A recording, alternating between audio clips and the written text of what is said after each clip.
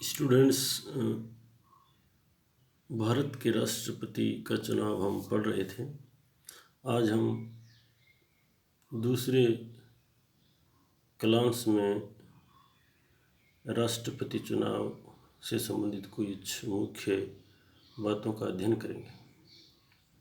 संविधान के अनुच्छेद 58 के अंतर्गत राष्ट्रपति चुनाव हेतु योग्यताओं का उल्लेख किया गया है, जिसमें आप देख सकते हो कोई भी व्यक्ति जो भारत का नागरिक है, 35 वर्ष की आयु पूर्ण कर चुका है, लोकसभा सदस्यता की योग्यता रखता है तथा किसी लाभ के पद को धारण नहीं करता है, राष्ट्रपति चुनाव लड़ सकता है। राष्ट्रपति पद के प्रत्याशी के लिए 50 निर्वाचक प्रस्तावक के रूप में तथा इतने ही अनुमोदक के रूप में होना अनिवार्य होते हैं। ये प्रस्तावक और निर्वाचक राष्ट्रपति चुनाव में मतदाता होते हैं, अर्थात विधायक या सांसद होते हैं। राष्ट्रपति का चुनाव 5 वर्ष के लिए किया जाता है तथा 5 वर्ष की अवधि पद ग्रहण से गिनी जाती है। राष्ट्रपति चुनाव हेतु प्रत्येक प्रत्याशी को 15,000 रुपये अमानत राशि के रूप में रिजर्व बैंक ऑफ इंडिया में जमा करवाने होते हैं। यदि कोई प्रत्याशी डाले गए मतों का 6वां भाग प्राप्त नहीं करता है तो अमानत राशि जब्त हो जाती है। राष्ट्रपति का चुनाव गुप्त मतदान पद्धति द्वारा होता है। प्रत्येक राज्य और केंद्र शासित प्रदेशों के विधायक प्रदेश की राजधानियों में तथा सांसद दिल्ली में मतदान करते हैं। सांसदों को हरे रंग का ग्रीन पेपर तथा विधायकों को पिंक कलर का बैलेट पेपर दिए जाते हैं। मतपत्र पर राष्ट्रपति चुनाव लड़ने वाले सभी उम्मीदवारों के नाम छपे होते हैं। प्रत्येक मतदाता को मतपत्र में छपे नाम के सामने अपनी पसंद या वरीयता अंकित करनी होती है। यदि मतदाता किसी एक व्यक्ति को पसंद अंकित कर शेष को छोड़ देता है तो भी वह मत वैध माना जाएगा।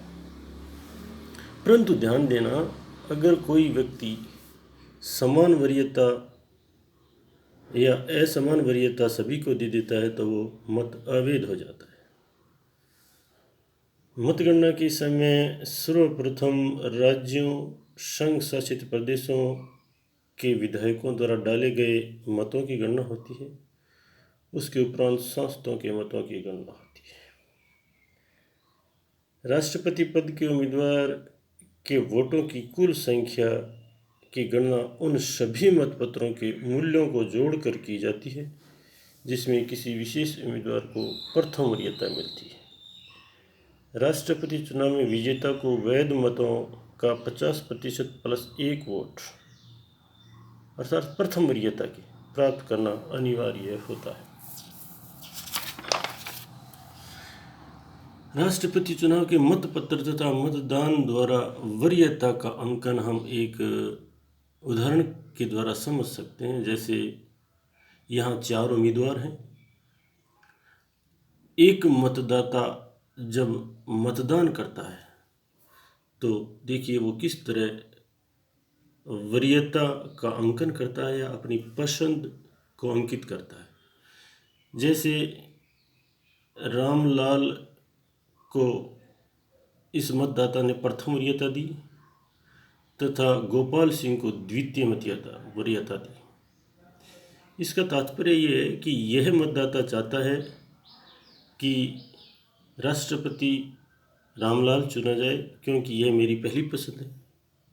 परंतु यदि रामलाल नहीं चुना जाता है तो मेरी दूसरी पसंद गोपाल सिंह है। आप समझ गए होंगे। आगे हम देखते हैं मतगणना किस तरह से होती है।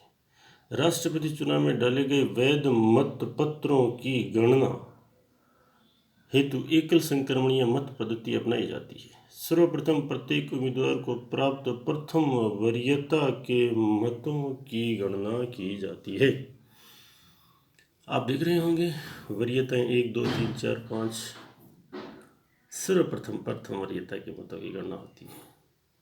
यदि मतगणना के प्रथम चक्र में फर्स्ट राउंड में किसी उम्मीदवार को डाले गए कुल वैध मतों का 50% प्लस 1 मत प्राप्त हो जाता है तो उसे राष्ट्रपति निर्वाचित घोषित कर दिया जाता है।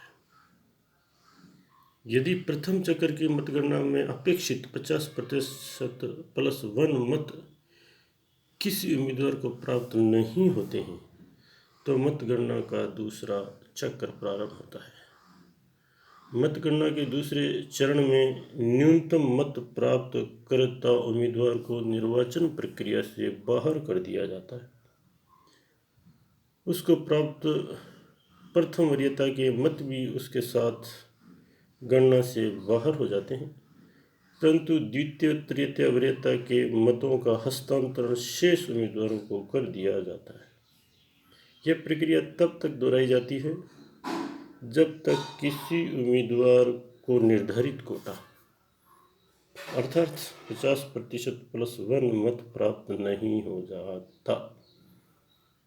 भारत के राष्ट्रपति के चुनाव संबंधी विवाद सर्वोच्च न्यायालय के सामने रखे जाते हैं। नवनिर्वाचित राष्ट्रपति सर्वोच्च न्यायालय के न्यायाधीश के समक्ष शपथ ग्रहण करता है।